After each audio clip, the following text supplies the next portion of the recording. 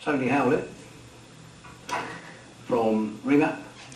Now, I'm going to read out what we got in the journal. Now, originally this applied to David Martin, but I'm hoping most of it applies to you. I've changed it where I've had the information. You're chair of South London group of Remap, and Remap's a national charity, army of ingenious volunteer inventors who love making stuff, things for people with disabilities. Equipment, gadgets are designed and made for young and old alike and are provided free of charge. The aim is always to help people achieve some level of independence and quality of life, filling the gap where no suitable equipment is available commercially. Remap has been running for over 50 years and has over 850 volunteers doing this work, organised into local groups or panels across London and Wales.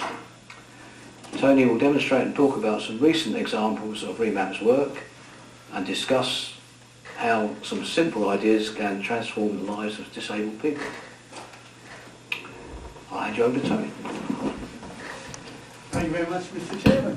I think you've just done my talk. That's very kind of you.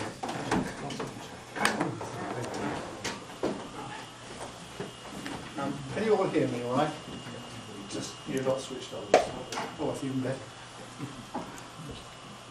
Get out of the way. Can you pull the Move the screen down.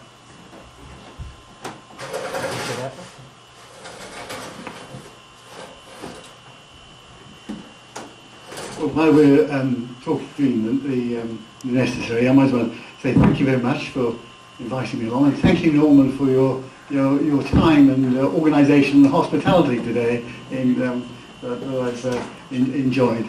And it's really a privilege to be giving a talk. Thank you, Alan.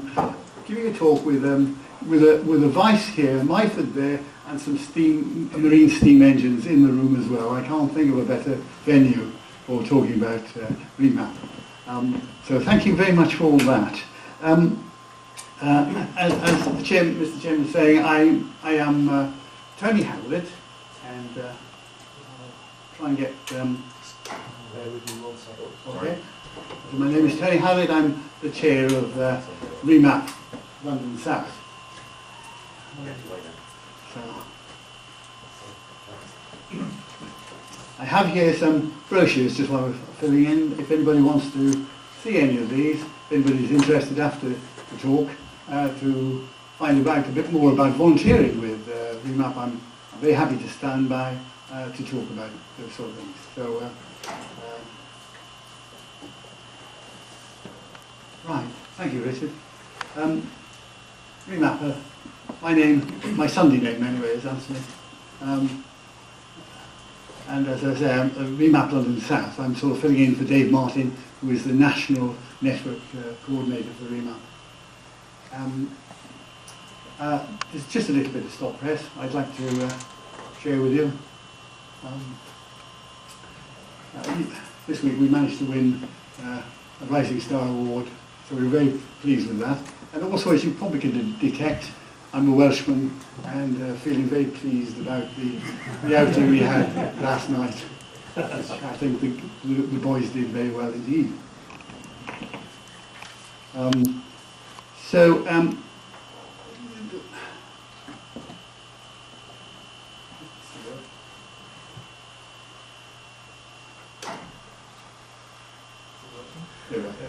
we are. I need to press it harder. Some questions I want to answer this afternoon. First of all, I want to tell you what the Remap story is. What is the Remap story? Secondly, I want to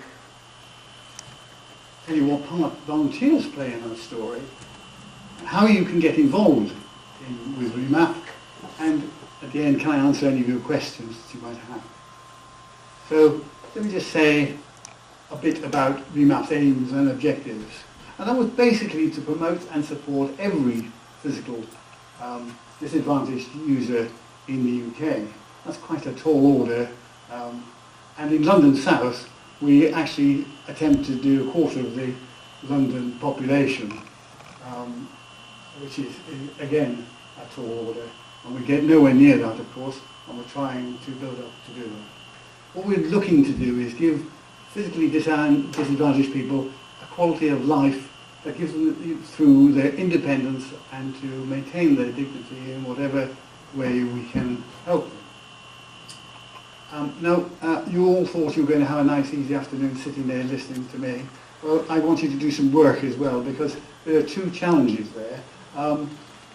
There's a wheelchair. It actually belongs to a lady who likes it to be independent. She drives off to see her daughter, but only to leave the wheelchair on the drive. She wanted some way of not leaving the wheelchair on the drive. The other one was a lady who unfortunately had one arm. So when she tried to peg out the washing, she had obviously a great problem.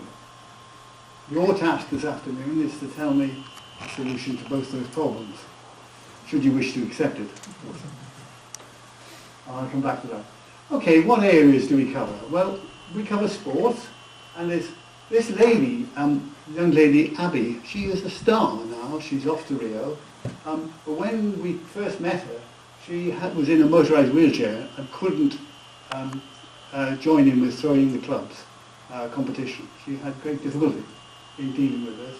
So we went through a process which you may recognise, one of iteration. We didn't get the first one right, so we worked at it. And you can see the chair we've got there, and that's enabled her to become #1 in the UK, #1 in Europe, and won a bronze at the Doha Championship, and now has got a ticket to Rio. So we feel very pleased about that. And actually, she's mentioned in one of the leaflets that I brought along this afternoon. James, I don't know how many people in the room play golf, but he was having pretty big difficulties with his swing because he's lost his left arm. And so we fashioned this support for him, which actually he is now doing very well. I don't think he's down into single figures yet, but he's certainly improving. Now, youngsters, the blood of the Poitiers and Agincourt archers flows through most youngsters, well I'm told, and they wanted a way of using real bows in a real archery competition. And we devised this mobile stand which enables them to aim the bow and to trigger it and to release the bow, the arrow by pressing a pedal with their foot. So quite a few little ideas. Hobbies, well, this lady, her name is Jackie. She's at university in Leeds, suffered a tragic car accident which left her paralysed from the neck down. And, you know, that's the only trouble with, when I say trouble, it's one of the issues we face in Remap. You really come across some very tragic stories. And you're always amazed at the spirit with which our users face their disadvantages. And this young lady was no exception. She still wanted to paint. And the only movement she had was with her head. So as you see, she's holding the paintbrush through her teeth. But to be able to maneuver the paperwork so that she could paint, we devised this easel which moves backwards and forwards, side to side, up and down, and also fits over her wheelchair. This lady, as you can see, she's left-handed. I showed this to my wife and she was amazed at the quality of the embroidery that's on display. This lady has made all the things. And the difficulty she had was a simple thing: how do I thread my needle? And we came up with this magnet, very simple solution, a magnet which holds the needle in a particular angle for her and displays it against the white background. So she's able to do her embroidery. This young lady, her name was Kathy, has a constant companion. Sorry, Sophie, her name is Sophie. That's it. Has a constant companion, her dog, and she wanted to give it some fun and exercise. So she needed a way of throwing the ball, and every time the dog brings back the ball, she can give it a treat. And that again is another little difficulty she has. So we have a treat dispenser for her. But she has this device which throws the ball from a wheelchair. You know, the trebuchet is still alive, and you know, still with 100 years war again, I guess. And this is Jean. She's a multiple sclerosis user. She has a titanium box in her side which stops her bending down. And she, you know, if you want to move things like the washing, or you want to put rubbish out, or you want to, particularly as she's demonstrating here, you want to take something hot out of the oven, then this was the way of doing it. She has a little forklift truck that we made for her so that handles those tasks. And Maggie here had a very specialised chair, so she wanted a side table just to go over a chair so she could work her PC. And PCs are very important to people who have got limited mobility because it becomes an access to the greater world. So we tried and looked at we try not to replace proprietary items. So if we look around and we find it on the web or somewhere else, then we'll suggest she gets hold of it. We couldn't find anything, quite surprising. So we built her this frame with the sliding tray. And this lady here, Sheila, she also suffers from dementia. She's quite a challenge. But as you can see, she has a huge step to get up. And she has to go through this door and into her flat. So the space was limited to put a typical ramp. And it was also a public thoroughfare, so there was severe limitations we had on this solution. So what we come up with is, as you see, an individual lift. And she stands on that, it lifts her to the right height, and she steps off into the building. One of the biggest challenges was making sure it didn't get used inappropriately. So we've actually got a way of securing that against the door so that it stops it being used. And the other lady here, Jill. Bless her, she enjoys motherhood, but has a great difficulty because she has to go about with crutches, but just if that wasn't enough, she loses her balances very frequently. So she falls over quite a lot. So the only way we could think about to keep her safe and to keep the buggy safe was to have this strap you see there on the photograph. So, as I hope I've demonstrated, our solutions go from the very simple, like this one, for example, lady on a stair lift, she couldn't hold down the buttons for the length of time the stairs lift needed to operate. So we came up with a very simple idea, which was using levers, as you can see. Yep. One of these ideas that's great when they come together. And then we have this one, which is quite a complex one. So Becky is a quadriplegic, and she suffers also with the breathing and all sorts of things. So she is very limited in the facilities that she can use. And what she wanted was, she had an e-reader, and she wanted to read an e-reader, but she had no way of turning the pages unless she shouted for somebody to come and turn the pages for her. So what was needed was an automatic finger that would just hit the screen.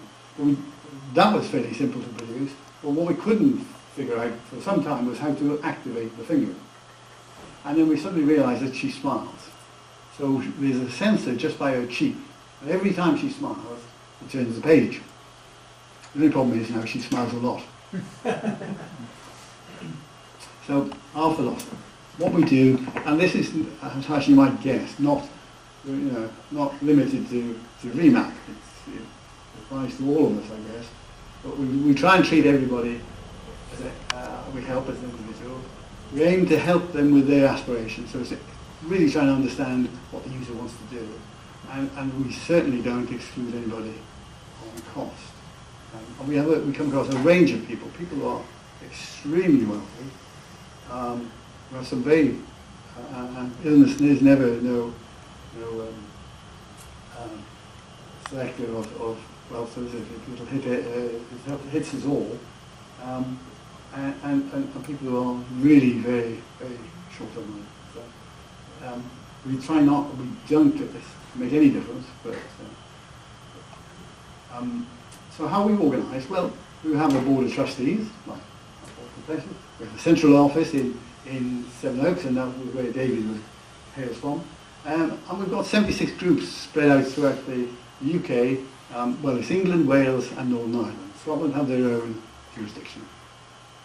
And there are 875 engineering support volunteers as we speak at the moment. How our groups work? Well, we normally get referrals from OTs, occupational therapists. And it's interesting what's happened to the OTs. I don't know if anybody's been involved with OTs or in later years, but the service that was organised via a hospital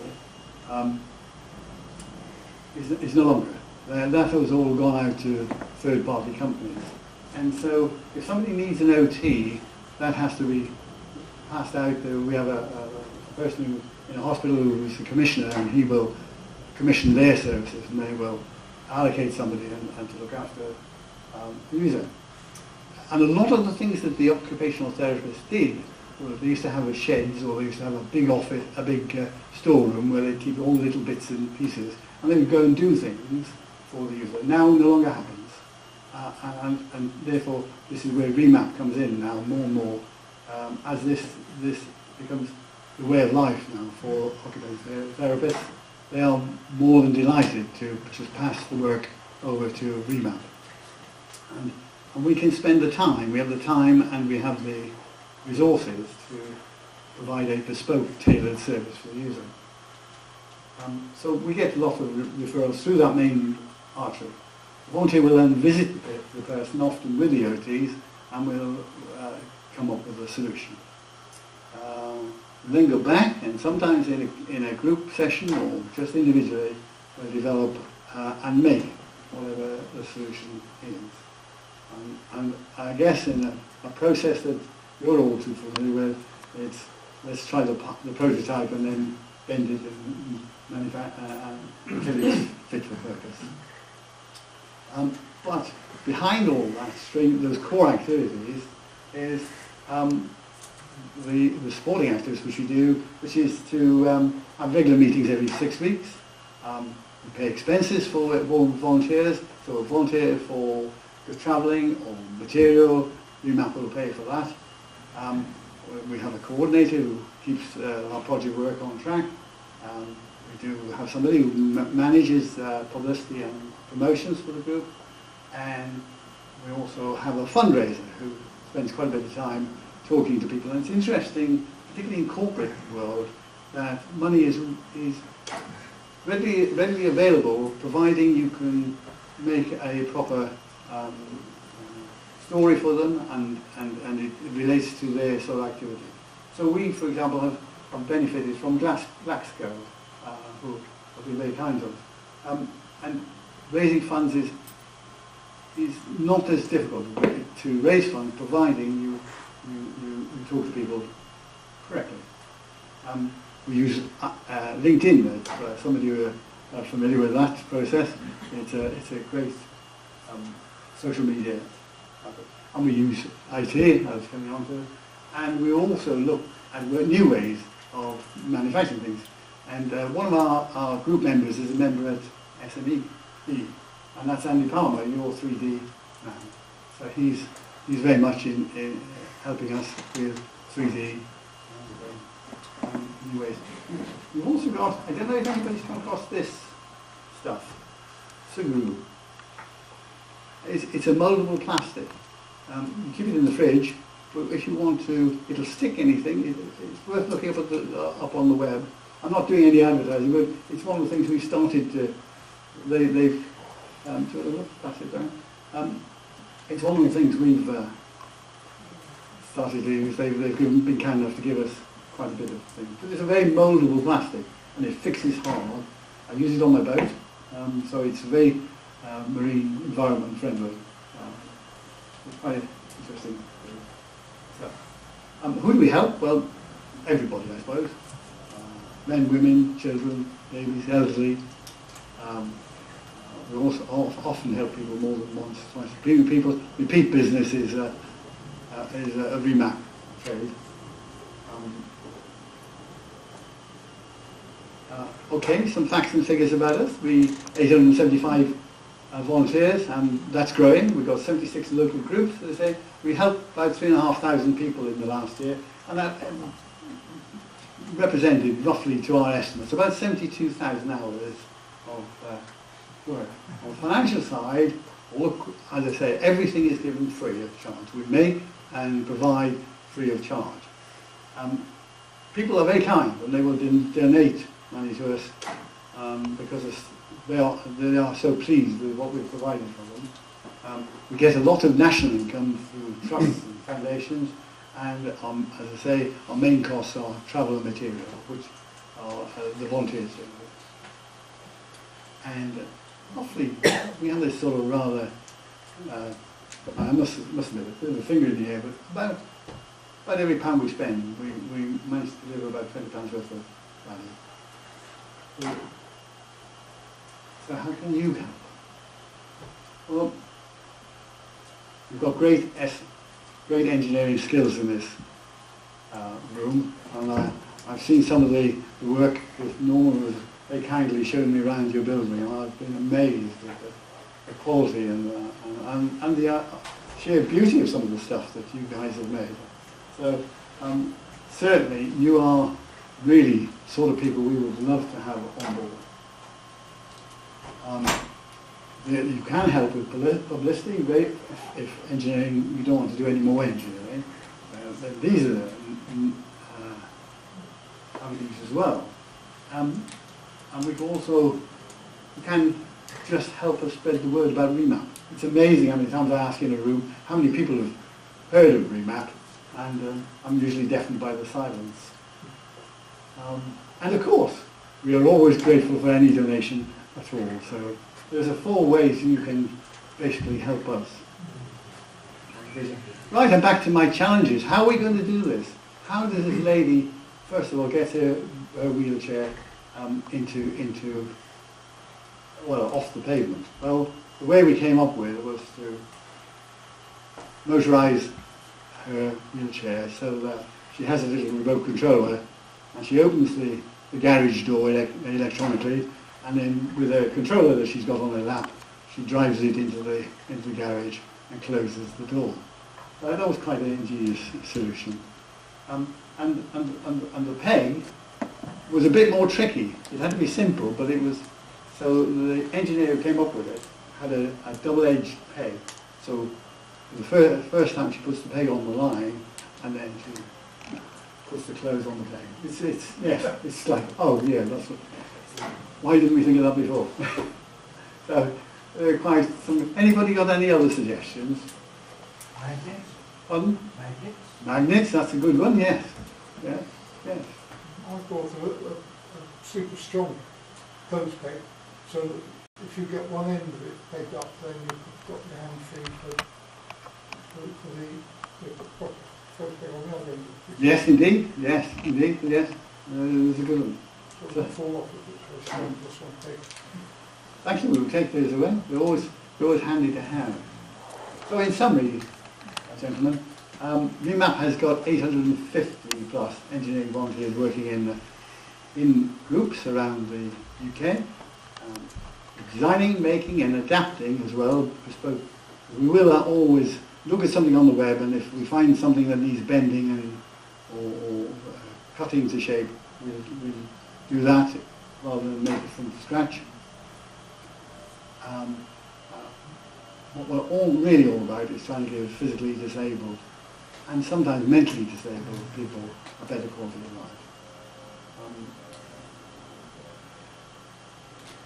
And of course we're dependent on donations because we have some definite costs that we need from doing our work. And we need, instead of looking at you all, we need engineering skills desperately to maintain the quality of the work that we're doing. Thank you very much for your very kind attention. If there's any questions I can answer on Remap, I'd be very delightful to take them. John? Maybe obvious, but For what does Remap stand? You know, that's buried in the mist of time, but we normally say resourceful engineers make anything possible. But, Do you have your own workshops or? we do, Peter. We will. Most of the engineers will have workshops. I've got a very young contingent as well who are in flats, and one of the problems there is that they obviously got no space for workshops. What we find is we can split the work into two parts then, so that we have like a consultant who will go and talk to the user about what the problem is, and come back and discuss with somebody who has a workshop about how that could be made. So that works very well. So it isn't essential to have a workshop, and also people have access to workshops. I mean, Andy will have access to your workshop downstairs, so that is fantastic. We have also got, I should have said when we were talking about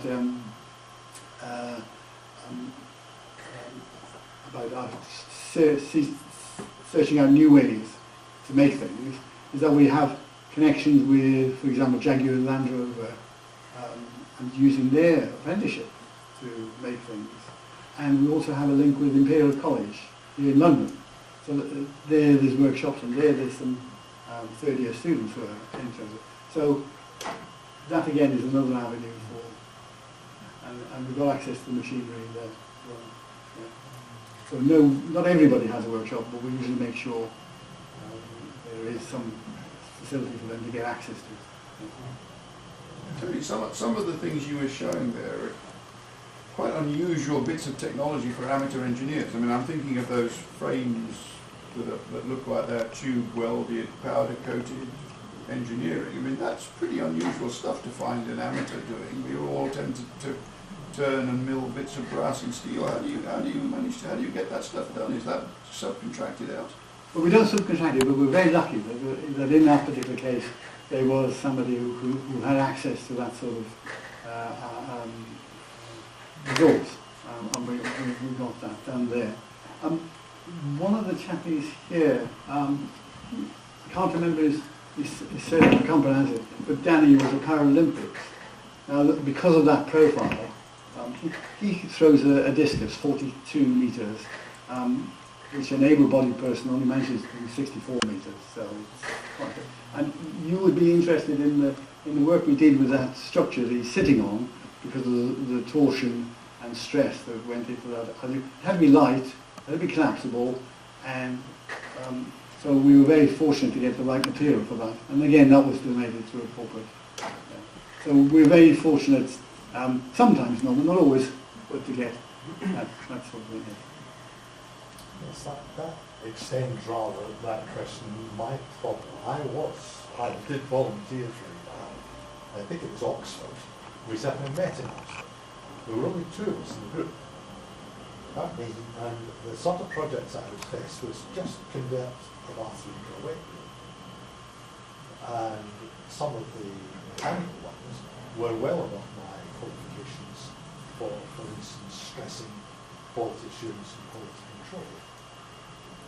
There was absolutely no backup to this, so we had to simply abandon this, and the interface with the OT organisation was extremely awkward from that point of view, because when they commission something, they want it done to a proper standard.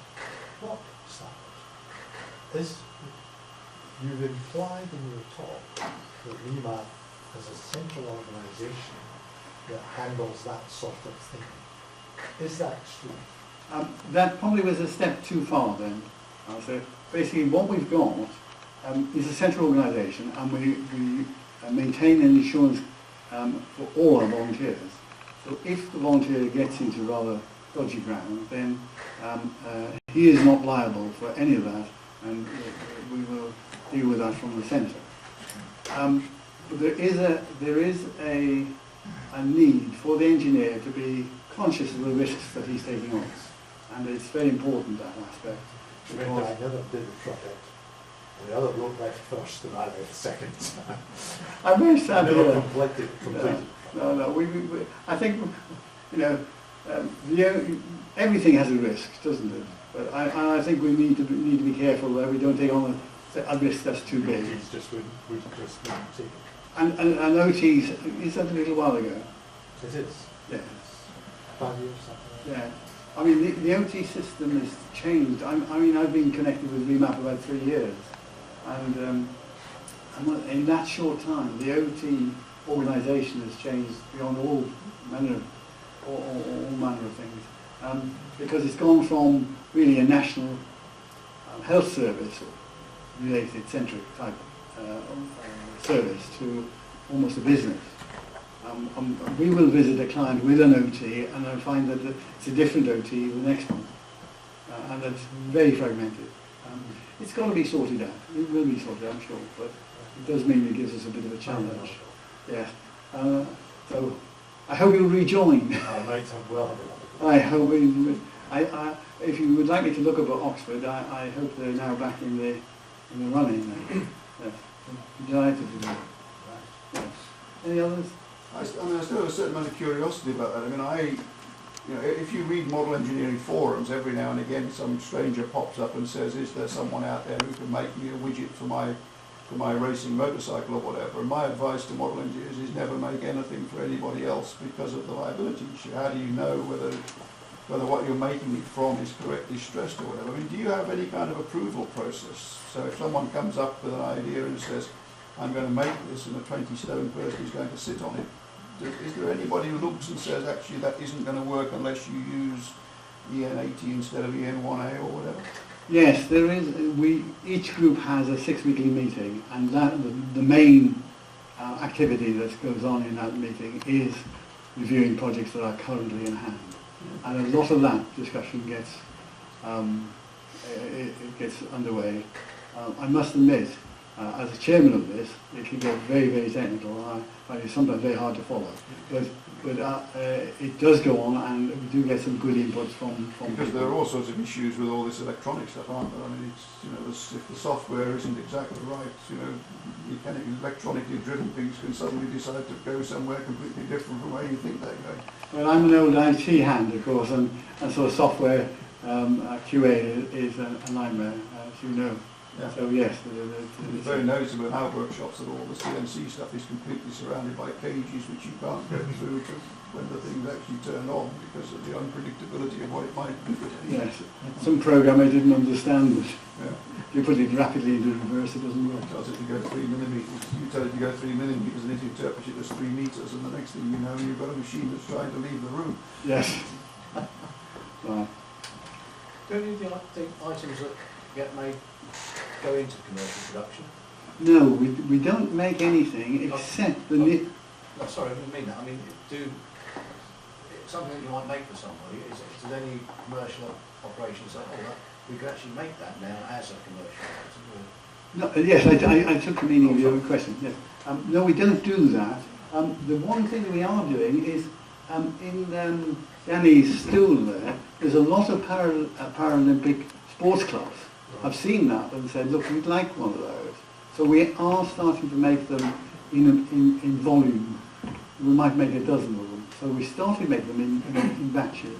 So that is helping, but there's no commercial aspect. Perhaps we're missing a trick there. You might get royalties or... Yes, indeed. How much interaction is there between the different groups geographically, and also is there any sort of like a design archive so you can actually see what other groups have done in response to similar situations that they've been given? Right, good question. We have a website, Remap here, but it's we do look at that to see if anybody's tackled that sort of problem before. I think the report should be not bad, but you can do a lot better on that. Yeah. So communication between the groups has traditionally been difficult because of geography. Given the fact that we now have got better communications, which we're not making good use of, but we could do. Yes, but traditionally IT and communications companies are the Something worst like for their own IT and communications. There you are, you've been there. Yeah. So we're working on that. That's a work in progress job, yes. yes, we could do a lot better there. Yeah. Thank you. You mentioned links with, I think you said Imperial College. Yes. Do you actively seek links with the universities, Yes. education sectors? Yeah, my group is London South. Hmm. We particularly do that. Yeah. Yeah. I mean, the Imperial link is one which I've been personally involved with. Yeah.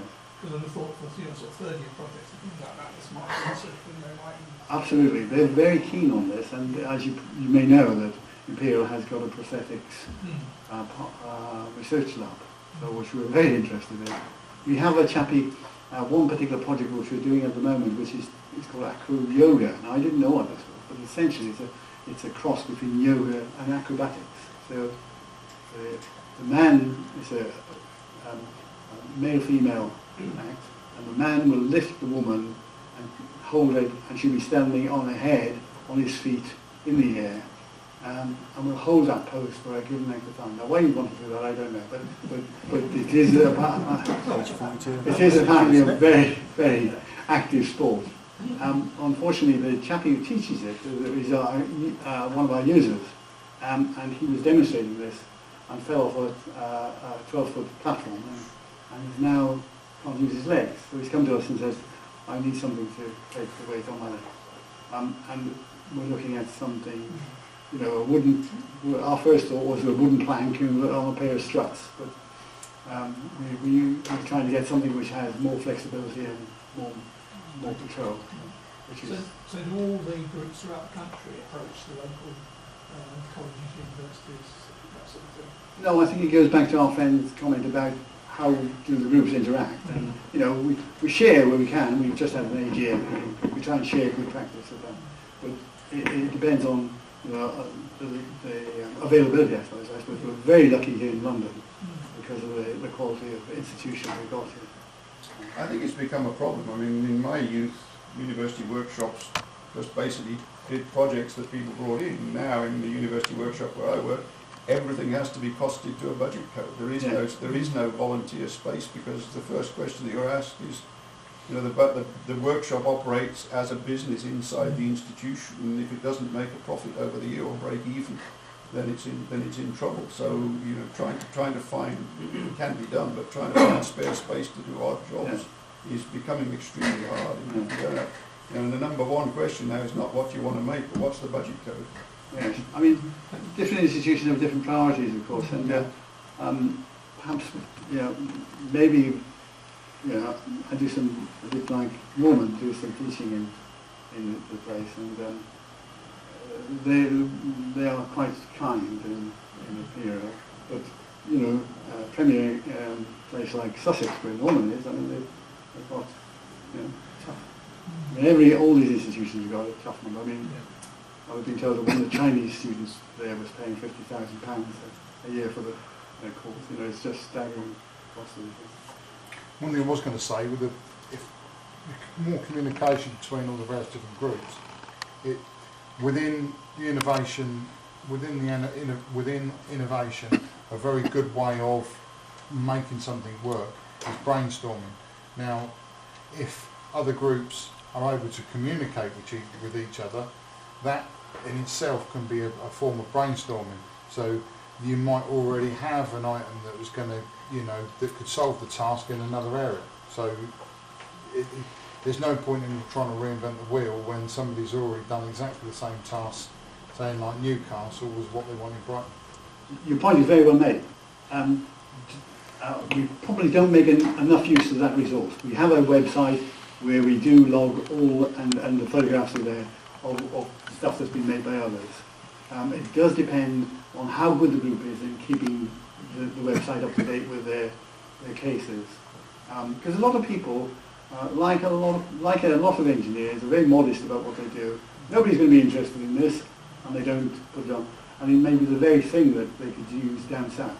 From because I did an industrial design degree at Brunel, and part of the build process is we kept a logbook. Now the logbook in itself can be you get yourself or keep yourself out of jail free card, because you can have investigated all of the possibilities as you're building it, and you can see the failure points, and you can, you know, when it does come to fruition, it's manufactured or whatever else, that if somebody's made an error step that might not be down to your control, that you can say, well, hang on, he's used the wrong materials. Yeah. So is there anything that the builders do? Do the builders keep up a logbook or any sort of form of progress, sort of like Yeah. record? Yes, in the main, the answer is yes. Quite surprisingly, the volunteers, and remember they are volunteers, so they're giving their time, and you say to them, you have to document everything, it just immediately switches them off.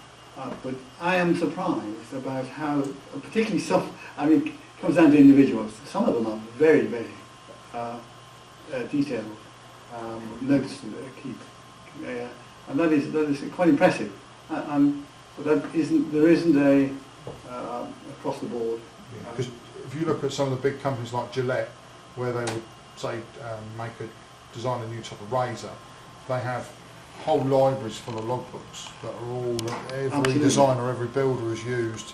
And then if there's any issues with that, whether there's an issue with the pattern Yes. or whether there's an issue with whatever else that might come Yes. up, they can go back through all the records of what Yeah. they've built and then go, oh, hang on a minute, well, we investigated that. Yes. Then.